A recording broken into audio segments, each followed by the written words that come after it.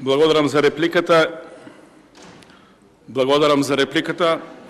Има една поговорка: брза кучка слепи кутренje rage.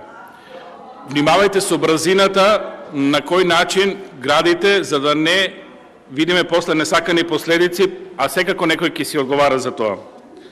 Што се однесува до динамиката за градење, ќе ве потсетам, Смоквица Демиркапија беше изградена за 4 години, Штип Миладиновци за 4 години плюс една вие го кочевте за 5 години. Значи, во оваа држава може да граде согласно рокови. Околу изјавата на почитуваната амбасадорка.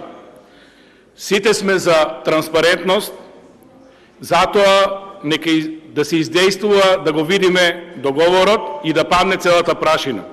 И да ве потсетам, амбасадорката кажа борба против корупцијата, борба против високиот криминал во државата. Тоа го кажа амбасадорката. Благодарам.